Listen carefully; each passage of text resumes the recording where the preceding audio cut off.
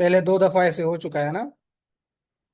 Last में याद आती थी। चलो, यहाँ तक हमने 207 लास्ट सीरीज में क्वेश्चन किए थे फंक्शन ऑफ एपिडाइडमस तक। ठीक है, इसके फंक्शंस बताए थे, ट्रांसपोर्टेशन, कंसंट्रेशन इन मेचुरेशन का काम करता है। और 208 पे क्वेश्चन क्या है कि how many days sperms alive in epididymis, कितने दिन तक स्पर्म्स जो है वो अलाइव रहते हैं एपिडाइडमस में, क्योंकि ये स्टोरेज का भी काम करता है।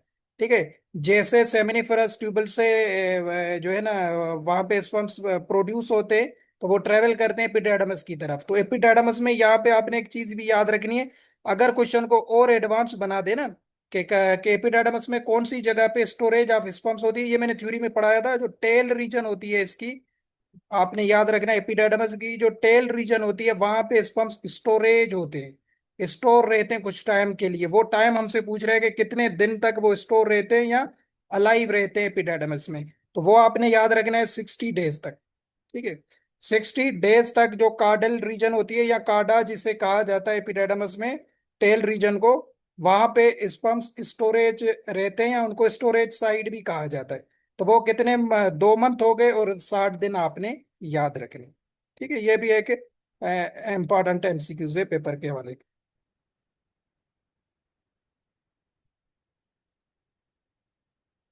फिर आपने नेक्स्ट स्लाइड पे आ जाना है।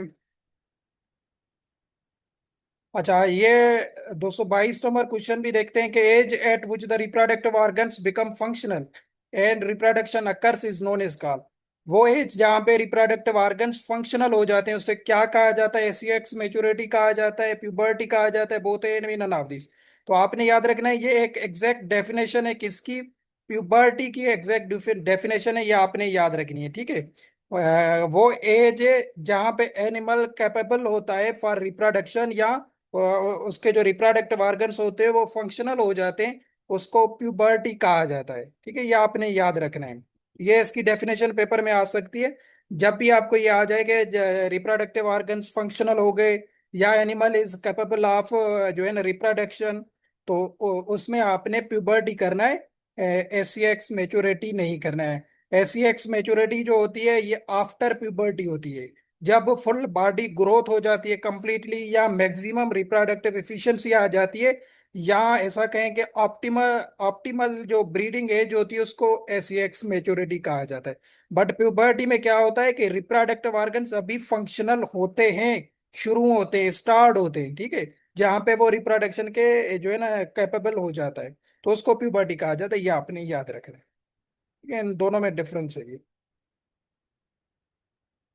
अच्छा, उसके बाद ये भी देख लेते हैं डेफिनेशन, ये तो पेपर के लिए इंपॉर्टेंट नहीं है। The ability to produce young ones is known as called, क्या कहा जाता है? वो उस एबिलिटी को जहाँ पे यंग वंस को प्रोड्यूस किया जाता है, एसीएक्स मैच्योरिटी, फेकंडेंटी, फर्टिलिटी, प्यूबर्टी। ठीक है, सी वेरी गुड। फर्टिलिटी जो होती है उसको कहा जाता है कि ability to produce young one. ठीक है, फर्टिलिटी का क्या मतलब होता है? जहाँ पे जो है ना एबिलिटी होती है टू बिकम प्रेग्नेंट फीमेल्स, उसके बाद जो है ना एबिलिटी टू फर्टिलाइज या ability to produce young one successfully, तो इसको फर्टिलिटी कहा जाता है। ठीक है, और फेकंडेंटी किसे कहा जाता है? ये कहा जाता है एक पोटेंशियल कैपेसिटी होती है टू प्रोड्यूस ऑफ स्प्रिंग्स, तो जो number of of springs possibles होते हैं, प्रोड्यूस होते हैं, उसको फेकंडेंटी कहा जाता है। ये आपने याद रखो। प्यूबर्टी तो बता दिया कि जहाँ पे रिप्रोडक्टिव ऑर्गन्स फंक्शनल होते हैं। नेक्स्ट क्वेश्चन यही है कि the number of young once produce is non is called, तो फिर इसको कहा जाएगा फेकंडेंटी। ये आपने याद रखना है। फेकंडेंटी और फर्टिलिटी में फर्क देखना है आपने।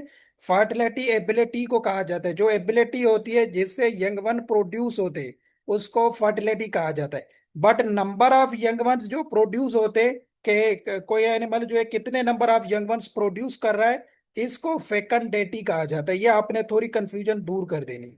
बाकी प्यूबर्टी किसे कहा जाता है? जो अब रिप्रोडक्टिव कैपेबिलिटी होती है, या जो है ना जिसमें रिप्रोडक्टिव ऑर्गन्स फंक्शनल होते हैं। ठीक है, फेकंडेटी क्लियर रखना है ये। फेकंडेटी पोल्ट्री में शायद 2023 में क्वेश्चन इसे आया था। ठीक है, जो number of of springs produce जो होते हैं उससे कहा जाता है फेकंडेटी।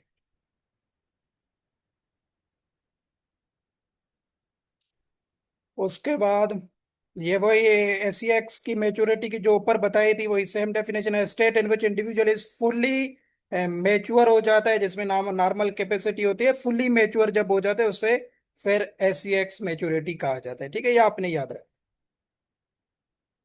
उसके बाद डॉग की आपने प्यूबर्टी एज याद रखनी है, पेपर के हवाले से इंपॉर्टेंट है, डायरेक्ट क्वेश्चन आ सकता है कि एज ऑफ प्यूबर्टी तो समझ गए आप, जिसमें वो रिप्रोडक्टिव के लिए कैपेबल होता है।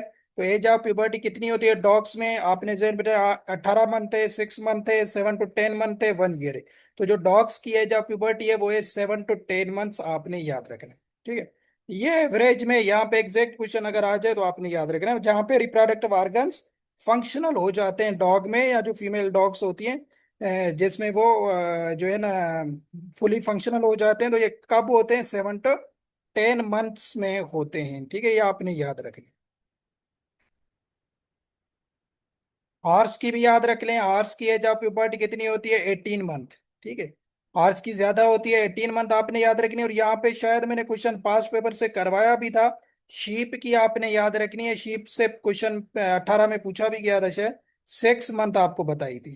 ठीक है, 6 मंथ किसकी है, शीप की एज ऑफ प्यूबर्टी है। ये आपने याद रखना, ये वहां पे क्वेश्चन कराया था, यहाँ इसमें ही आएगा क्वेश्चन, आपने जहन में बिठाना है। अच्छा, उसके बाद क्वेश्चन कौन सा है।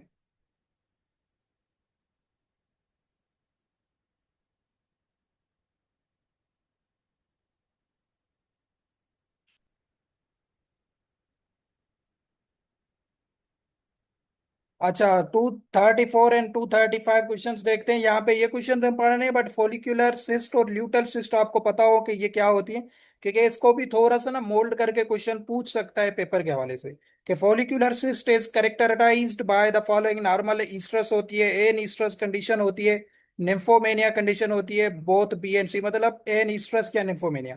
सबसे पहले समझते हैं कि फोलिकुलर सिस्ट कहते किसे हैं। अच्छा, जब नॉर्मल साइकिल चलती है ना, उसमें क्या होता है, फॉलिकल्स ग्रो करते हैं। ठीक है, फॉलिकल जैसे ग्रो करते हैं, उसके बाद जो है ना LH बनता है। LH क्या करता है, फॉलिकल्स को रेप्चर करता है, और वहां पे होती है ओव्यूलेशन। ये नॉर्मल साइकिल का बता रहा हूँ। ओव्यूलेशन होती है, ओव्यूलेशन के बाद क्या होता है, कार्पस ल्यूटम की फॉर्मेशन होती है। तो ये इस तरीके से एक साइकिल चलती है, स्ट्रेस साइकिल। ठीक है, तो फॉलिकुलर सिस्ट में क्या होता है कि फॉलिकल्स को कौन बनाता है, FSH हार्मोन बनाता है। ये भी हम पढ़ चुके हैं, फॉलिकल स्टिमुलेटिंग हार्मोन जो होता है। ठीक हो गया, ये नॉर्मली डेवलप करवाता है फॉलिकल्स को, फॉलिकल्स की ग्रोथ को। तो एक टाइम पे क्या हो जाता है कि LH की जो प्रोडक्शन है, अभी LH क्या करता है, इन फॉलिकल्स को करता है रिप्चर। जो ये फॉलिकल्स बन रहे हैं ओवरीज में, इनको क्या करता है, रिप्चर आके करता है, रिग्रेस करता है, ताकि ओव्यूलेशन हो सके। तो यहाँ पे क्या होता है कि LH की प्रोडक्शन जो है वो वीक हो जाती है, या बिल्कुल होती नहीं है फॉलिकुलर सिस्ट में। तो इससे क्या होता है, ये फॉलिकल्स बनते रहते हैं, बनते रहते हैं, बनते रहते हैं, इतने बन जाते हैं कि वहां पे सिस्ट बन जाती है। ठीक है, सिस्ट बन जाएगी, और यहाँ पे किस हार्मोन की प्रोडक्शन ज्यादा होगी, आपने याद रखना है, फॉलिकुलर सिस्ट में ईस्ट्रोजन की ज्यादा होगी। ठीक है, ईस्ट्रोजन की ज्यादा होती है फॉलिकुलर सिस्ट में। तो यहाँ पे एक सिस्ट बन जाती है, मतलब इतने जो फॉलिकल्स होते हैं उनकी ग्रोथ इतनी ज्यादा हो जाती है, क्योंकि वो रिप्चर होते नहीं है, ग्रोथ उनकी ज्यादा बढ़ती जाती है, तो वहां पे एक सिस्ट बन जाती है काउज में, जिसको कहा जाता है फॉलिक्यूलर सिस्ट। यह आपने याद रखना है। और इसमें जो कंडीशन बनती है फॉलिक्यूलर सिस्ट में, उसे कहा जाता है, फिर एनिमल क्या हो जाता है, एन ईस्ट्रस या इरेगुलर ईस्ट्रस में चला जाता है, या जिसको निम्फोमेनिया कंडीशन, ये दोनों सेम बातें, निम्फोमेनिया कंडीशन कहा जाता है। ठीक है, ये आपने याद रखना है। और फिर दूसरा इसको समझ लेते हैं, ल्यूटल सिस्ट किसे कहा जाता है। ल्यूटल में क्या होगा, वही सेम पैटर्न आपने देखना है कि ओविल फॉलिकल्स बनेंगे, फॉलिकल्स को LH नॉर्मली रेप्चर करेगा, रेप्चर करेगा यहाँ पे। रेप्चर करने के बाद कार्पस ल्यूटम की फॉर्मेशन होगी। जैसे कार्पस ल्यूटम की फॉर्मेशन होगी, उसके बाद ये काफी टाइम तक जो है ना उसकी प्रोडक्शन बढ़ती जाएगी, वहां पे रिग्रेशन नहीं होगी। ये आपने याद रखना है, क्योंकि कार्पस ल्यूटम की रिग्रेशन होगी तो आगे प्रोसेस फिर जो है ना स्ट्रेस साइकिल, प्रो स्ट्रेस वाला जो फेस है वो चलता है। तो वहां पे कार्पस ल्यूटम इनलार्ज हो जाता है, और वहां पे क्या हो जाती है, सिस्ट बन जाती है, जिसको कहा जाता है ल्यूटल सिस्ट। ठीक है, तो वहां पे ल्यूटल सिस्ट में जो हार्मोन ज्यादा बनता है, क्योंकि कार्पस ल्यूटम में कौन सा हार्मोन ज्यादा होता है, हाई होता है प्रोजेस्ट्रॉन। कौन सा होता है, प्रोजेस्ट्रॉन। तो यहाँ पे प्रोजेस्ट्रॉन की बहुत ही ज्यादा जो है ना क्वांटिटी पाई जाती है, इससे क्या हो जाती है, एक फुलड फिलेड सिस्ट बन जाती है जिसको ल्यूटल सिस्ट कहा जाता है। क्योंकि वहां पे कार्पस ल्यूटम अगर रिग्रेस नहीं होगा तो आगे साइकिल नहीं बढ़ेगी। तो वहां पे कार्पस ल्यूटम जैसे फॉलिकल्स ज्यादा हो रहे थे, वहां पे सिस्ट बन रही थी। यहाँ पे कार्पस ल्यूटम की प्रोडक्शन ज्यादा होगी, और यहाँ पे जो सिस्ट बनेगी उसको ल्यूटल सिस्ट कहा जाता है। यह आपने याद रखना है। तो एनिमल जो है वो डाई स्ट्रेस वाली जो कंडीशन होती है ना, उसमें फंसा रहता है। जो लास्ट फेस होता है डाई स्ट्रेस, तो उसमें ही हमेशा रहता है। तो इससे एक सिस्ट बन जाती है जिसको कहा जाता है ल्यूटल सिस्ट। अब वो आपने याद रखनी है। ठीक है। तो ल्यूटल सिस्ट में जो है ना, कौन सी कंडीशन होती है, ये आपने याद रखना है। ठीक है, ये बता दिया कार्पस ल्यूटम में सिस्ट बनती है, हाई प्रोजेस्टेरॉन होगा। उसके बाद ईस्ट्रस की साइन जाहिर नजर नहीं आएगी। तो इस कंडीशन को कहा जाता है एन ईस्ट्रस कंडीशन। क्या कहा जाता है? एन ईस्ट्रस कंडीशन कहा जाता है। प्रोजेस्टेरॉन हाई होगा तो एनिमल जो है फिर दोबारा हीट में नहीं आ पाएगा। ठीक है।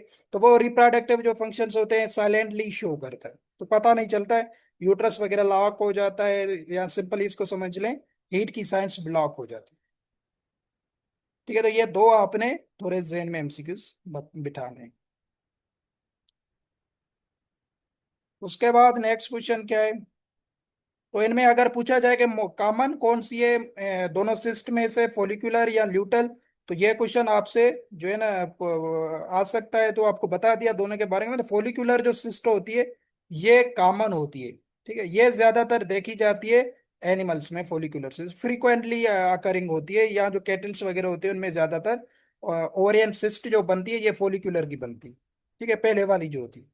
ठीक है, तो ये अगर पूछा जाए कौन सी कॉमन है, तो आपने ये सिंपली याद रखना है कि फोलिकुलर सिस्ट कॉमन।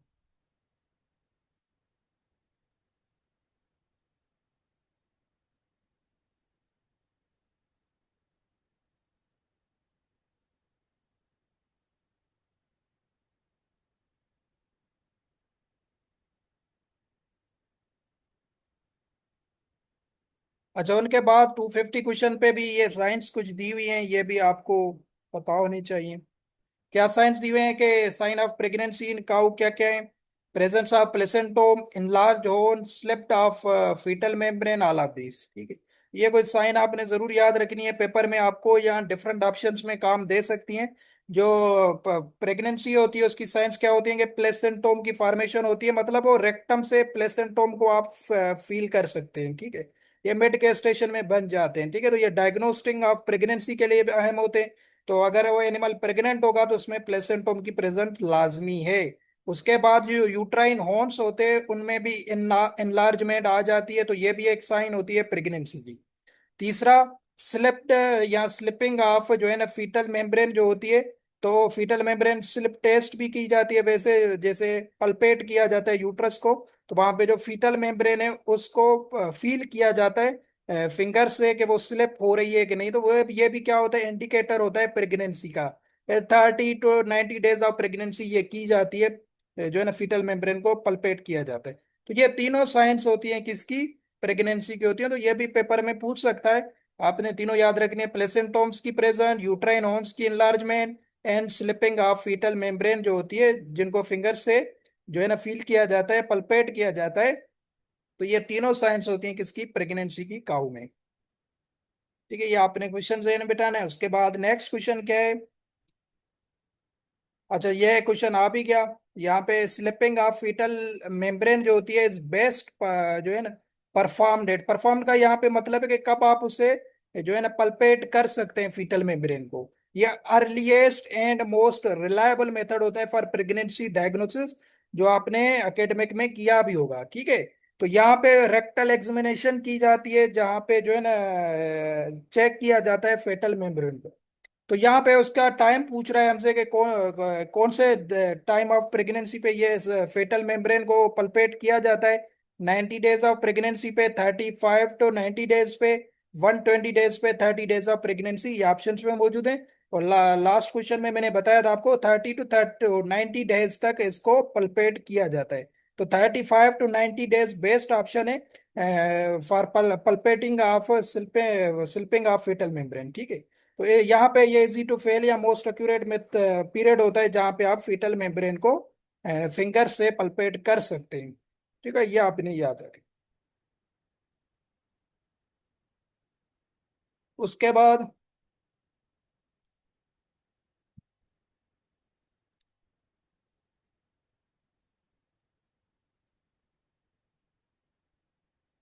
अच्छा, 257 पे palpation of placentome should be done at what age of pregnancy, ये भी क्वेश्चन आपने, एक तो फीटल मेम्ब्रेन हमने पढ़ा 35 to 90 डेज होती है।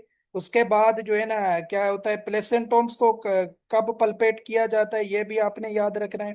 प्लेसेंटोम्स क्या होते हैं ये मैं पढ़ा चुका हूँ, जो करंकल मदर पार्ट होता है और फीटल पार्ट होता है कॉटिलीडान, इन दोनों को मिला के प्लेसेंटोम कहा जाता है। ठीक है, जब ये दोनों आपस में मिलते हैं इनको क्या कहा जाता है, प्लेसेंटोम। ये पहले जब एनिमल रिफ्रेशर में हमने रिप्रोडक्शन को पढ़ा था तो वहां पे आपको बताया था। तो इन प्लेसेंटोम को अगर क्वेश्चन आ जाए पल्पेट किस पीरियड ऑफ प्रेगनेंसी पे किया जाता है, ये पॉजिटिव साइंस होती है प्रेगनेंसी की, तो ये भी आपने पीरियड याद रखना है, ये होता है 75 to 80 days.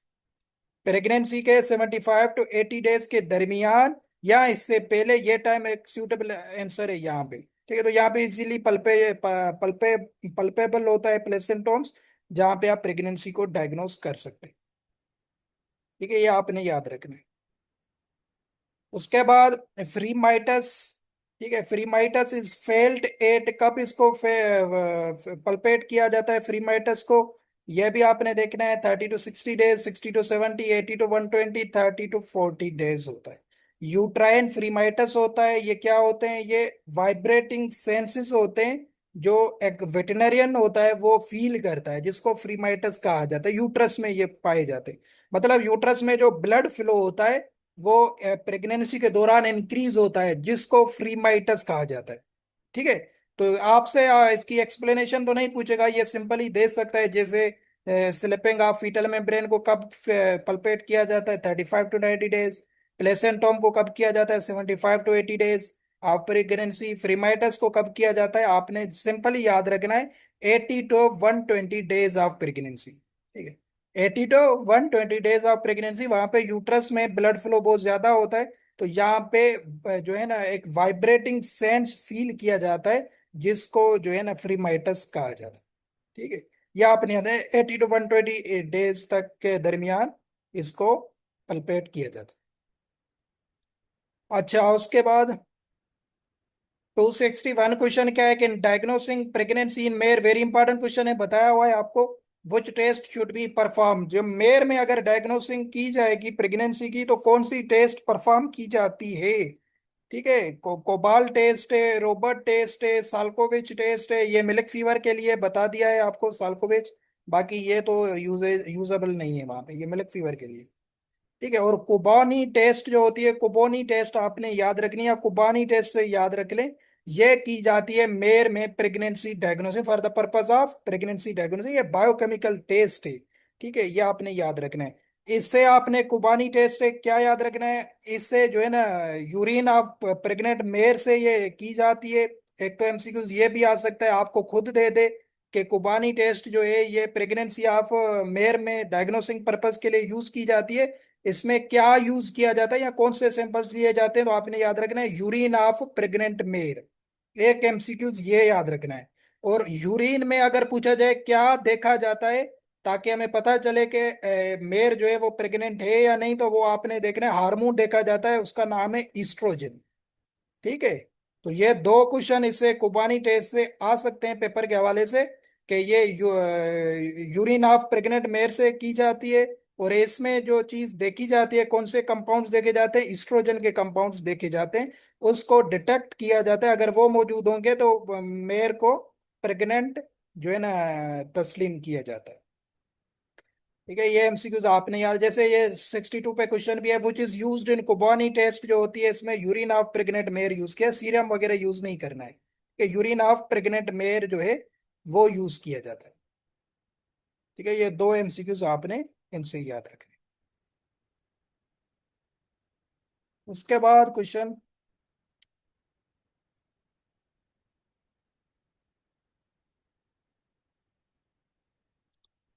Very important question है ये वाला भी, ये भी मैंने डिस्कस किया हुआ है, थ्योरी में भी बताया हुआ है। यहाँ पे ऐसा डायरेक्ट एमसीक्यूज में आपने याद रखना है, the various physiological processes involve in the birth of young ones are combinely known is called, वो जो है ना यंग वन के प्रोडक्शन के दौरान जो फिजियोलॉजिकल प्रोसेसेस होते हैं उसको क्या कहा जाता है? अबॉर्शन कहा जाता है, गेस्ट्रेशन कहा जाता है, पार्चुरेशन, ये आपको आ भी रहा होगा, सिंपल क्वेश्चन है, पार्चुरेशन कहा जाता है।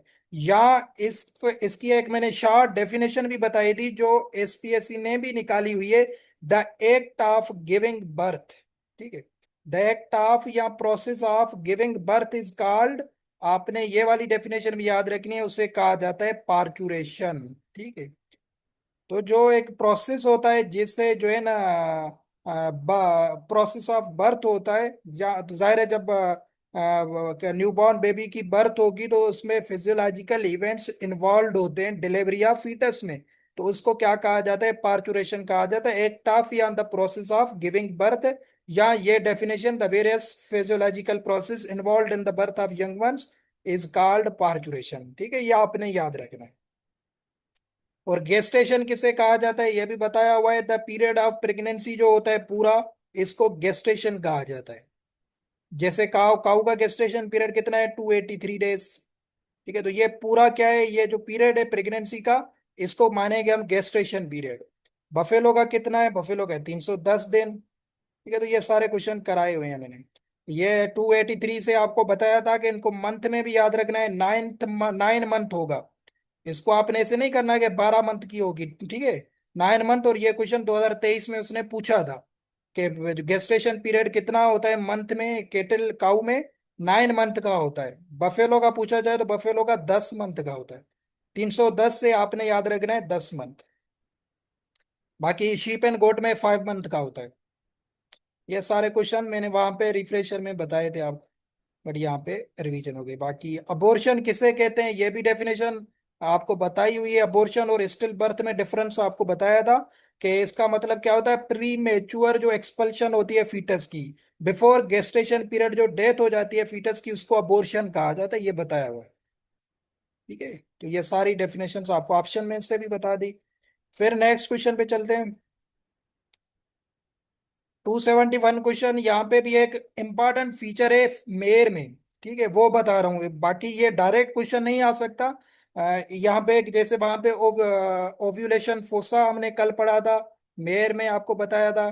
दूसरा आपको बताया था लॉन्गिट्यूडिशनल फोल्ड्स जो होते हैं वो भी किस में बनते हैं? मेयर में। तीसरा आपने ये वाला क्वेश्चन भी याद रखना है, इससे क्या है कि oozing of colostrum from the teats before 2 days of parturition in horse. Horse का यहाँ पे मतलब है मेर। ठीक है, mare is known as call puberty, waxing, weaning, both BMC. तो क्या होता है, कोलेस्ट्रम टीथ से 1 या 2 दिन पहले जो है ना पार्चुरेशन से पहले जो है ना रिलीज होते हैं मेर में, उसको क्या कहा जाता है? उसे कहा जाता है वैक्सिंग मेर में। ये इंपॉर्टेंट फीचर है मेर का। ठीक है, तो ये डायरेक्ट क्वेश्चन है आपका किस फॉर्म में आ सकता है कि waxing is seen in which animal. ठीक है, ये आपको क्वेश्चन दे सकता है कि waxing is seen in which animal. तो आपने याद रखना है फीमेल ऑफ हार्स जो है मेयर जिसे कहा जाता है, उसमें ये देखा जाता है। मतलब वेक्स लाइक ड्रॉपलेट्स मौजूद होते हैं टीट्स पे। ठीक है, टीट्स की टिप्स पे कोलेस्ट्रम के वेक्स लाइक जो है ना ड्रॉपलेट्स मौजूद होते हैं, जिसको वेक्सिंग कहा जाता है। ठीक है, तो ये जो पार्चुरेशन होती है उससे 1 2 दिन पहले उनके टीट्स पे देखा जाता है। तो ये आपसे ये क्वेश्चन नहीं आएगा आपसे, ये मैंने डिफरेंट बुकलेट्स में या जो छोटी छोटी बुकलेट्स मैंने ग्रुप में भेजी थी उनमें आप देखेंगे ये क्वेश्चन उन्होंने निकाला हुआ है। तो ये पेपर में कॉपी पेस्ट हो सकता है कि वैक्सिंग किस में देखी जाती है? वैक्सिंग देखी जाती है मेर में, आपने सिंपल याद रखनी। इससे रिलेटेड ओव्यूलेशन फोसा, उसके बाद लॉन्गिट्यूडिशनल फोल्ड्स, ये तीनों चीजें किसमें देखी जाती है? मेयर में। और भी जो नेक्स्ट इसके फीचर्स इंपॉर्टेंट आएंगे मेयर के, जो सिर्फ मेयर में देखे जाते हैं, वो भी आपको रिवाइज करवाऊंगा या वहां पे फिर ये तीनों चारों चीजें बता दूंगा। तो ये कुछ मेयर से रिलेटेड आपने चीजें याद रखनी है जिसमें क्वेश्चंस आ जाते हैं। अच्छा, ये भी क्वेश्चन आपका रिपीटेड है 2020 में, आप देखेंगे आपको मिल जाएगा कि which of the following sign of approaching parturition in cow. कौन सी साइन जो है पार्चुरेशन की होती है काउ में? enlargement of mammary gland, wide mucus discharge from vagina, 2 to 6 time enlarged vulva, all of these. तो डी ऑप्शन वहाँ पे भी करेक्ट था। तो ये सारी चीज़ें जो पार्चुरेशन का टाइम होता है उसमें ये चीज़ें देखी जाती है, मेमोरी ग्लैंड्स की enlargement हो जाती है। ठीक है, तो जो है ना वुल्वा से या वजेना से डिस्चार्ज होता है वाइट मटेरियल। उसके बाद जो है ना जो वुल्वा होता है उसकी भी साइज इंक्रीज हो जाती है, इलोंगेटेड हो जाते हैं, रिलैक्स हो जाते हैं 2 to 6 टाइम्स। तो ये तीनों चीजें आपने जहन बिठानी, ये काऊ में पार्चुरेशन के टाइम देखी जाती हैं। फिर आते हैं कौन से क्वेश्चन पे। Which is the multiparous animal, 275 question आपने देखना है। मल्टीपोरस ये तो सिंपली आपको आ रहा भी होगा क्वेश्चन, समझ जाएंगे मल्टी का मतलब क्या होता है ये आपको पता होगा। वो विच इज द मल्टीपोरस एनिमल होता है बिच, काऊ, मेर, बफेलो। मल्टीपोरस किसे कहते हैं? मल्टी का मतलब होता है मेनी, बहुत ही ज्यादा। पेरस का मतलब होता है गिविंग बर्थ, मतलब जो है ना मेनी यंग वंस को एट द टाइम जो है ना बर्थ करवाती है, करवाता है एनिमल, उसे मल्टीपोरस कहा जाता है। तो वो कौन होता है आप सबको पता होगा, बिच जो होती है, ये डॉग की फीमेल, वो जो है ना बर्थ देती है। जो है ना एवरेज क्या होता है उसका, 4 to 10 पपीज जो होते हैं उनको जो है ना वो डिलीवर करती है। तो इसको मल्टीपोरस कैटेगरी में रखा जाता है। काऊ वगैरह यूनिपोरस होते हैं, तो मल्टीपोरस में बिच आती है। ठीक है, ये आपने याद रखना है। सौ भी आता है, सौ जो पिग का होता है फीमेल, उसको भी मल्टीपोरस में जो है ना रखा जाता है। केट को भी रखा जाता है। केट भी आपने देखा होगा काफ़ी टाइम्स में, एक टाइम में काफ़ी जो है ना बेबीज को जन्म देती है। रेबिट भी आता है। बाकी काऊ, बफेलो, मेर, इनमें इन सम केसेस, या जैसे ईव होती है शीप या गोट, इनमें सम केसेस में ट्विंस की होती है, बाकी मोस्टली इनको यूनिपोरस ही कहा जाता है। अच्छा, उसके बाद क्वेश्चंस क्या होता है उनको देखते हैं। यहाँ से एक इंपॉर्टेंट कंसेप्ट भी बता रहा हूँ जो 2025 में क्वेश्चन भी आया था यहाँ से, जो 276 पे क्वेश्चन है। अच्छा, क्वेश्चन क्या है कि in mare which position is acquired foetus through rotation, के मेयर में कौन सी पोजीशन अक्वायर्ड होती है फीटस की थ्रो रोटेशन। इसको समझने से पहले हमें पढ़ना होगा डिफरेंट जो है ना पोजीशंस इन्वॉल्व होती हैं। तीन चीजें इन्वॉल्व होती हैं ड्यूरिंग जो है ना क्या कहते हैं पार्चुरेशंस या बर्थ के नाल में।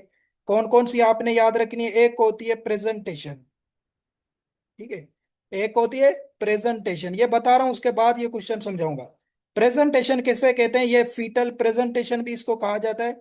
मतलब फीटस बर्थ केनाल में इंटर किस एंड से हो रहा है, इसको प्रेजेंटेशन कहा जाता है। ठीक है, ये आपने याद रखना है। फिर दोबारा बता रहा हूं कि फीटस बर्थ केनाल में इंटर किस एंड से हो रहा है। हाँ, या उसका पहले हेड आ रहा है, या उसका पहले जो है ना टेल आ रहा है। ठीक है, तो इसको कहा जाता है प्रेजेंटेशन, ये आपने याद रखना है। प्रेजेंटेशन में फिर इसके दो टाइप्स होते हैं, एक होता है इंटीरियर।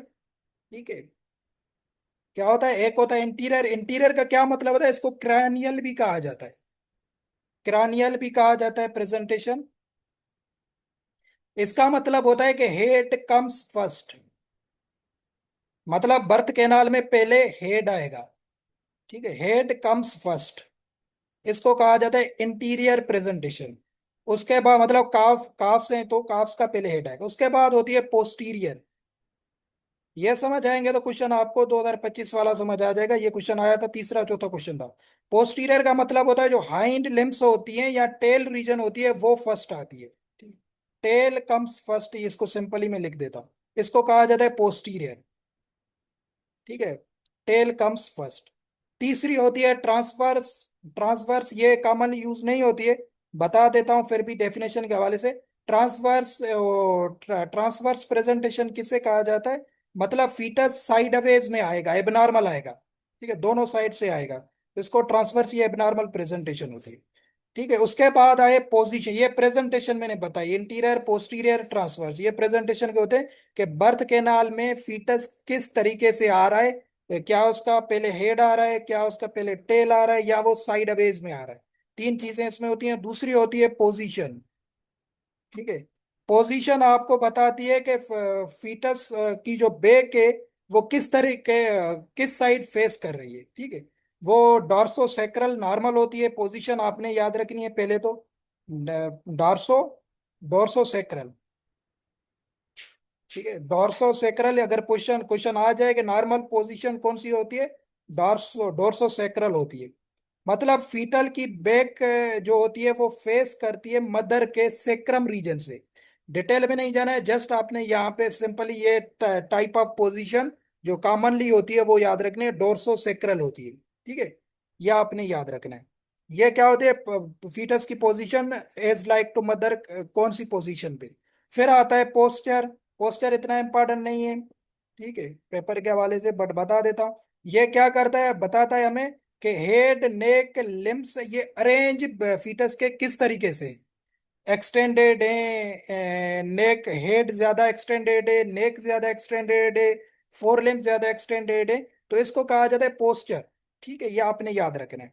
पोस्चर का क्या मतलब है कि वो हमें बताता है कि हेड रीजन, नेक रीजन ये किस तरीके से अरेंज्ड है। तो ये तीन किस्म की चीजें देखी जाती हैं ड्यूरिंग बर्थ केनाल में। प्रेजेंटेशन, प्रेजेंटेशन, पोजीशन, और उसके बाद पोस्चर। ठीक हो गया, ये आपने याद रखना है। तो नॉर्मल कौन सी होती है, वो होती है इंटीरियर। ठीक है, ये जो ऊपर बताया ना इंटीरियर, जिसमें हेड कम्स फर्स्ट होता है, ये नॉर्मल देखी जाती है। ठीक है, ये क्वेश्चन भी आया था कि काऊ में या केटल में, इस फॉर्म में दिया था कि कौन सी टाइप ऑफ प्रेजेंटेशन देखी जाती है, नॉर्मल, इंटीरियर देखी जाती है, पोस्टीरियर देखी जाती है, ट्रांसवर्स देखी जाती है। तो ये क्वेश्चन आया था, आप देखेंगे 2025 में ये क्वेश्चन था।